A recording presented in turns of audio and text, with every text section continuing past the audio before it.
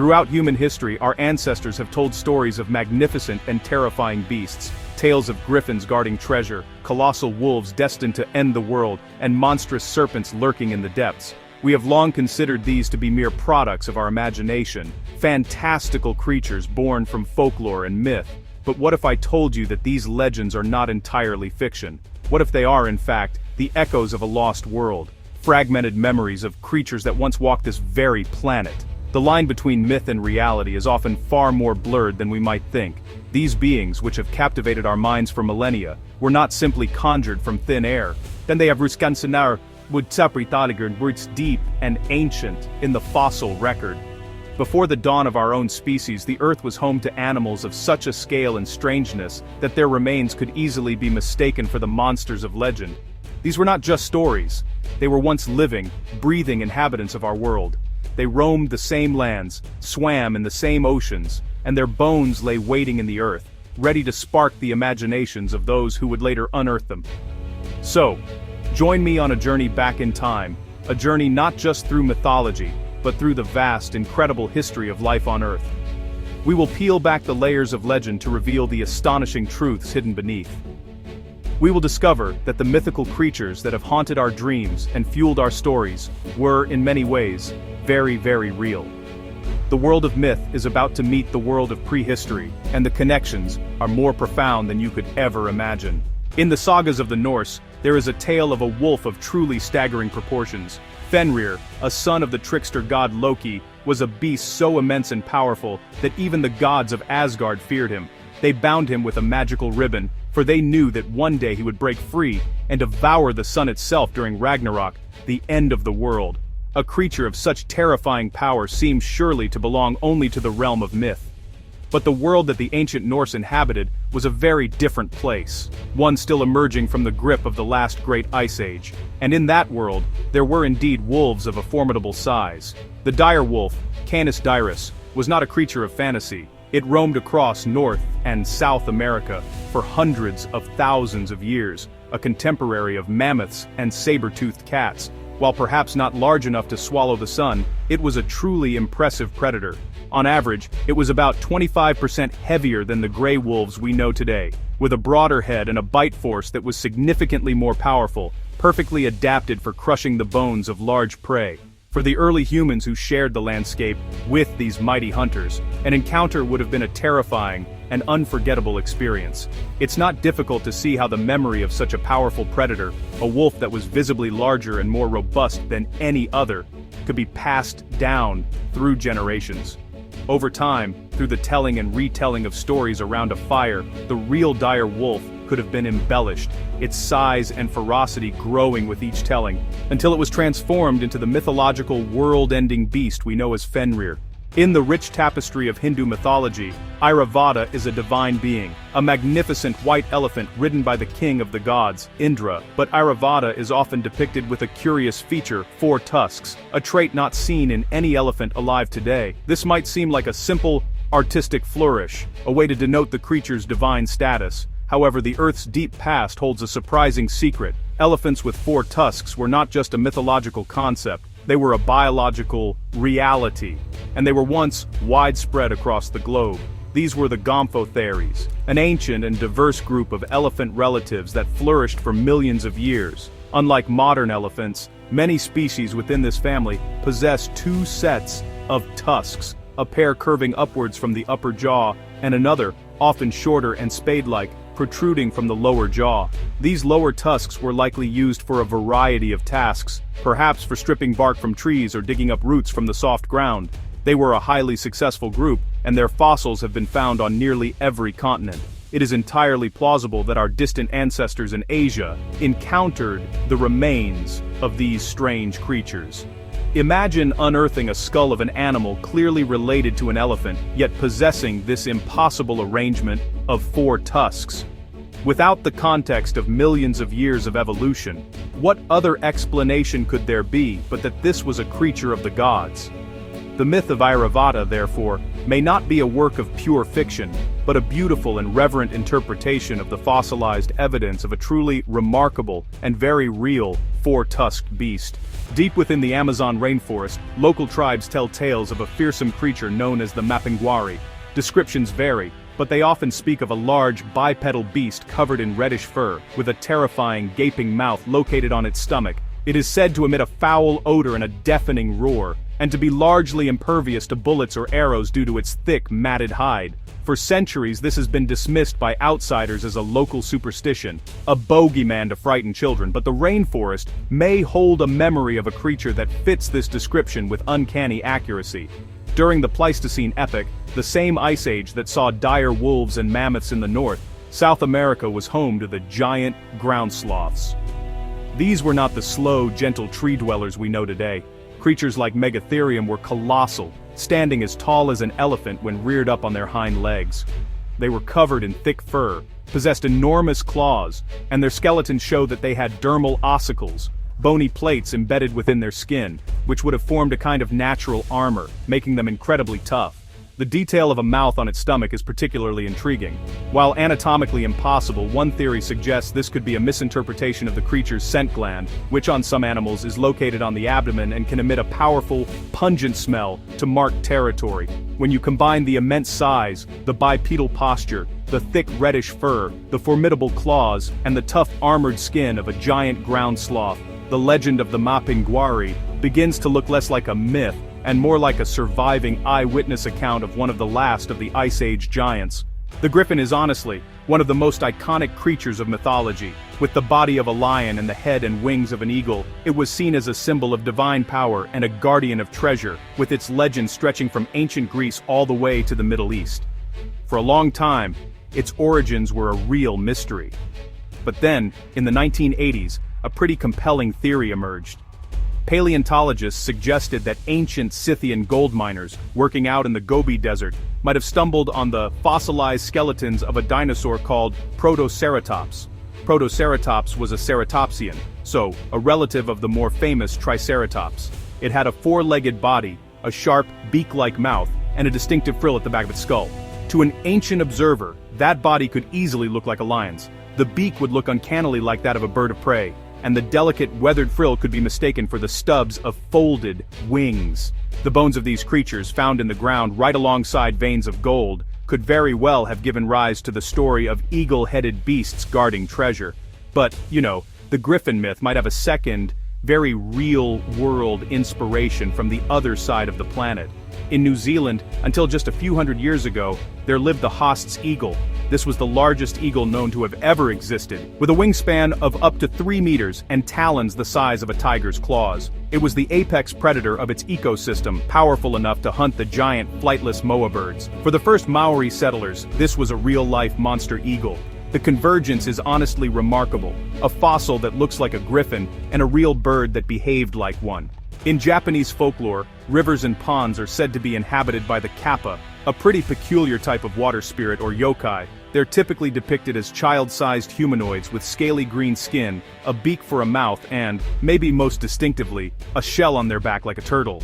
They're known to be mischievous and sometimes dangerous, with a love for cucumbers and a habit of challenging humans to sumo wrestling. On top of their head is a cavity or dish filled with water. If the water spills, the kappa loses its power. This combination of humanoid, reptilian, and turtle-like features seems, well, purely fantastical. Yet, if we look back into the Cretaceous period, we find a turtle of such immense scale that it could easily have inspired awe and fear. This was Archelon, the largest sea turtle ever to have lived. Reaching over 4 meters in length from head to tail and weighing more than 2 tons, this was a true giant of the ancient seas. Its shell wasn't solid bone like a modern turtle's, but instead was a framework of bony struts supporting a leathery carapace. While Archelon lived long before humans, its fossils are found in regions all around the world. It's honestly conceivable that the discovery of a massive, fossilized turtle skull, with its pronounced beak, could have been the seed of the kappa legend. The skull, detached from its body, might be interpreted as belonging to some strange, monstrous humanoid. The association with water is natural, and the great shell becomes a defining feature. The myth of the kappa could be a creative, cultural explanation for the remains of a genuine, prehistoric sea monster. In 1997, the U.S. National Oceanic and Atmospheric Administration, or NOAA, detected a sound. It was this ultra-low frequency but extremely powerful, underwater noise, picked up by hydrophones thousands of kilometers apart. They nicknamed it the bloop. For years, its origin was a total mystery. It was far more powerful than any known animal sound, including that of the blue whale, which led to speculation that it was made by some colossal, undiscovered creature lurking in the abyssal depths. A real-life leviathan. While Noé eventually concluded the sound was probably the cracking of a giant ice shelf, the idea of a creature large enough to make such a noise really captured the public imagination. And the fossil record tells us that the oceans were once home to creatures of truly astonishing size, way larger than most we see today. Consider Leedsichthys, a giant bony fish from the Jurassic period. Though estimates vary, it's thought to have reached lengths of 16 meters or more, a filter feeder that absolutely dwarfed even the great white shark. Imagine a creature like Leedsichthys, or maybe an even larger, yet-to-be-discovered marine animal from the depths of prehistory. The sheer volume of water it would displace, the sounds its body would make moving through the ocean, would be immense. While the bloop itself may have a geological explanation, it serves as a pretty powerful reminder that our oceans are vast and mysterious, and that in the past, they held animals on a scale that honestly beggars belief. The concept of a monster making that sound isn't so outlandish when we consider the real monsters that once swam there. Bovids, the family of animals that includes cattle, bison, buffalo and antelope, have held a profound place in human culture for millennia. From the sacred bulls of ancient Crete and Egypt to the vital role of the American bison in the lives of the Plains Indians, these powerful herbivores have been symbols of strength, fertility, and life itself. We are familiar with the impressive size of modern bison and buffalo, but you know these magnificent animals are themselves dwarfed by an ancestor from the last ice age. This was Bison latifrons, the giant longhorned bison. It was the largest bovid ever known to have existed in North America, and possibly the world. Standing over 2.5 meters tall at the shoulder, and weighing well over 2 tons, it was a truly colossal beast. But its most striking feature was its horns. The span from tip to tip could reach over 2 meters, far wider than the animal was tall. It was a grazer of the woodlands and plains of Ice Age North America, a contemporary of the mammoth and the dire wolf. The first humans to arrive in the Americas, the Paleo-Indians, would have encountered this giant. An animal of this size, and with such an intimidating set of horns, would have been an unforgettable sight, a creature of immense power and presence. It's easy to understand how such an animal could inspire legends, how it could become a central figure in creation, stories, and mythologies. The deep cultural reverence for the bison may well have its roots in the awe inspired by its truly gigantic and very real prehistoric ancestor. The unicorn is a creature of enduring enchantment, a symbol of purity and grace, typically depicted as a white horse with a single, spiraling horn upon its forehead. Legends of unicorns have been told for over 2,000 years, but their origins are complex, likely a blend of different accounts. Reports from Greek writers of one-horned wild asses in India were probably describing the Indian rhinoceros. But honestly, another, much more spectacular candidate for the original unicorn roamed the steppes of Eurasia during the Ice Age. This was Elasmotherium sibiricum, sometimes called the Siberian unicorn. It was a giant rhinoceros, but unlike any we know today, it was immense, weighing up to 4 tons, as much as a small elephant, and covered in a thick, shaggy coat of hair like a woolly mammoth. Most strikingly, evidence suggests it possessed a single, enormous horn on its forehead. Based on the massive bony dome on its skull, this horn could have been up to 2 meters long, a thick, powerful weapon of keratin. Early humans and Neanderthals shared the landscape with this incredible beast. A creature of such size, bearing a single colossal horn, would have been a truly awe-inspiring sight. It's highly probable that encounters with Elasmotherium, or the discovery of its remarkable skull, formed the basis for some of the earliest unicorn legends. The image may have softened over time, the bulky rhinoceros transforming into a graceful horse, but the core concept, a large, 4-legged animal with a single giant horn, may have its origins in this very real Ice Age megamammal. Dwarves are a staple of fantasy and folklore, particularly in Germanic and Norse mythology. They are described as a race of short, stout humanoids who live underground in mountains and caves. They are renowned as master smiths and miners, forging magical weapons and hoarding treasures of gold and jewels. While they seem to be a pure product of the imagination, a remarkable discovery in 2003 on the Indonesian island of Flores revealed that a race of genuinely small human-like beings was not just a myth. Archaeologists uncovered the partial skeleton of a hominin species they named Homo floresiensis, popularly nicknamed the Hobbit. These individuals stood only about 1 meter tall, with disproportionately large feet and a small brain. Yet, evidence suggests they were intelligent. They made and used stone tools, hunted animals like pygmy elephants, and managed to survive on this isolated island for tens of thousands of years, possibly until as recently as 50,000 years ago. They were a distinct, small-statured species of human. The first modern humans arrived in this region around the same time that Homo floresiensis is thought to have vanished. It is tantalizing to consider that the two species may have met. Local legends on the island of Flores speak of the Ebu Gogo, small, hairy, cave-dwelling people who were said to have existed in the past. It is a breathtaking possibility that the global myths of little people, of dwarves and gnomes, are not just stories, but are fragmented cultural memories of our actual encounters with other, smaller human species, like Homo floresiensis.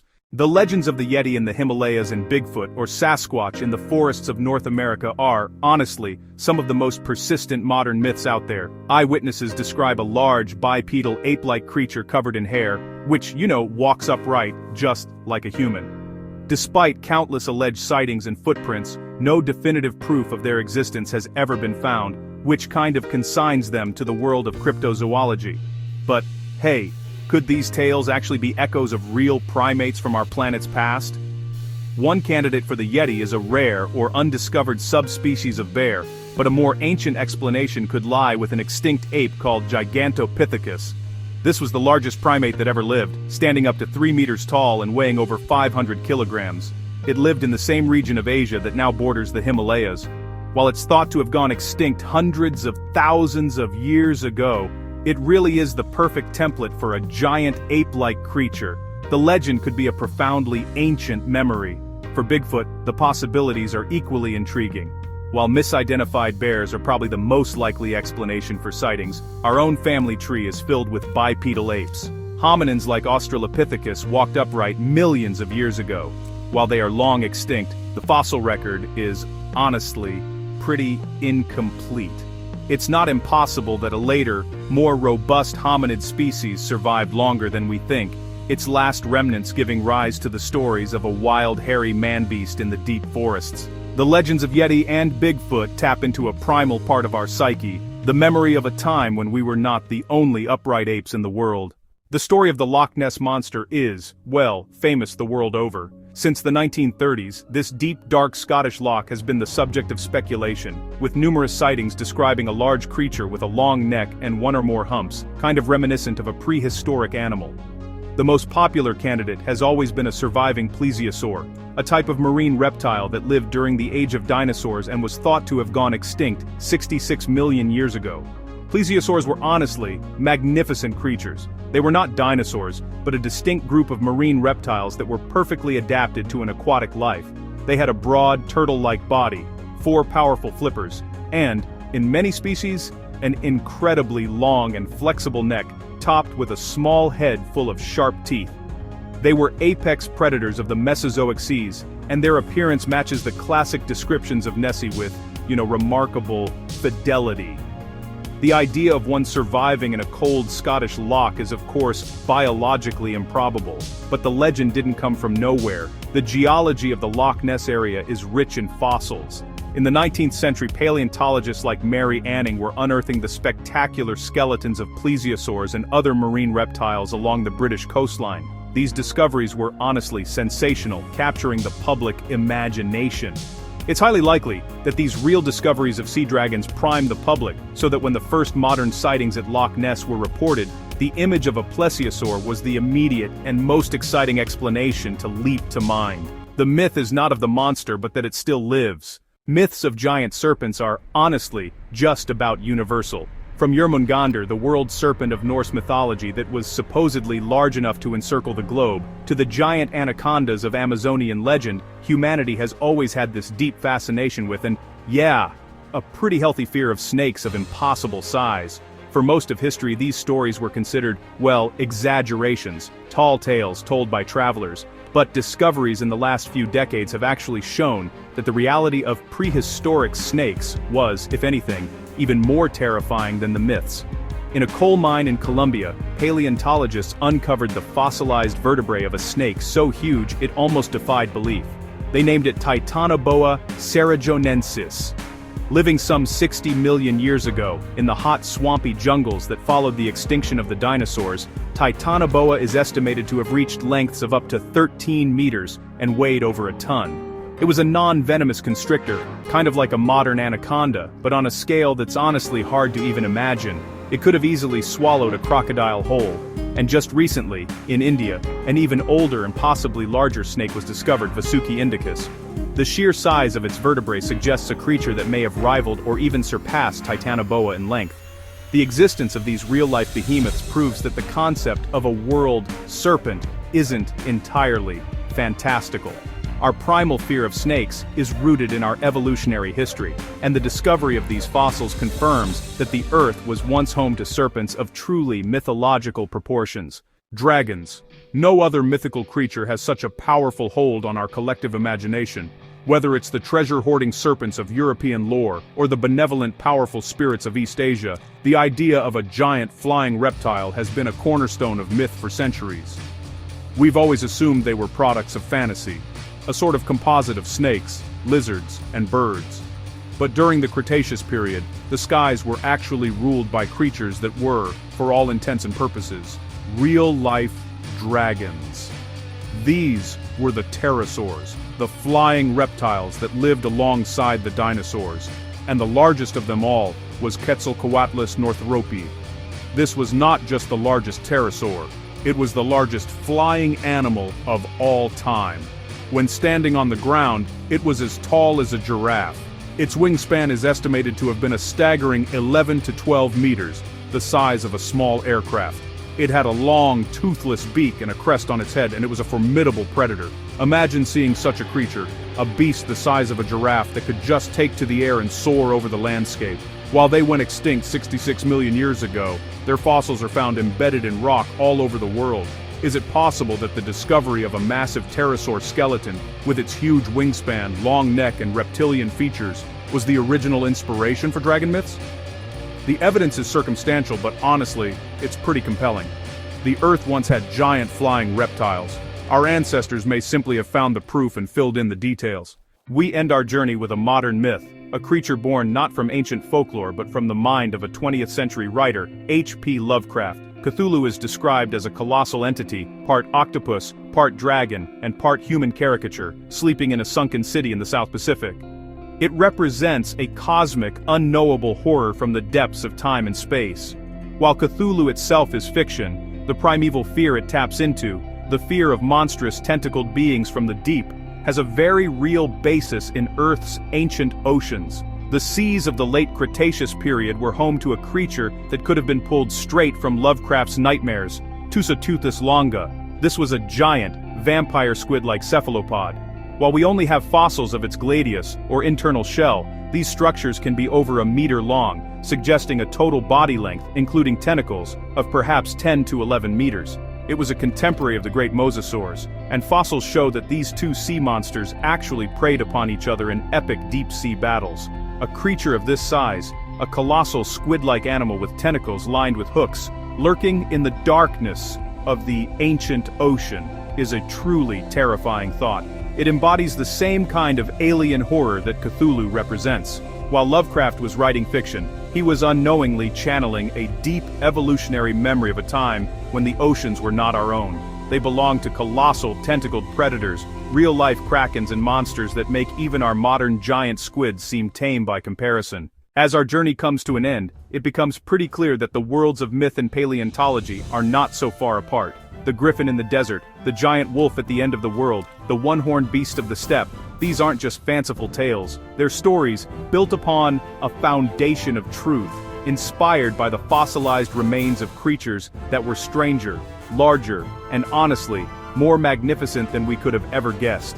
Our ancestors, in unearthing these bones, were the world's first monster hunters, using myth and legend to explain the inexplicable. These stories are a testament to the enduring power of the natural world to inspire awe and wonder. They're a link to our deep past, showing how humanity has always tried to make sense of the world around it. even a world that existed millions of years before us. The bones in the ground were not just stones, they were evidence of life, and they demanded a story. The myths of monsters are, in a way, humanity's first attempt at paleontology, a beautiful and imaginative interpretation of the fossil record. So the next time you hear a legend of a fantastic beast, pause for a moment. Consider the dire wolf, the plesiosaur, or the giant sloth. The Earth has been home to countless incredible life forms, and we've only uncovered a fraction of them. What other myths might be waiting for a fossil discovery to bring them to life? What other real-life monsters lie sleeping in the rock, their stories yet to be told? The planet still holds its secrets, and the line between what is real and what is legend may always be beautifully and wonderfully blurred.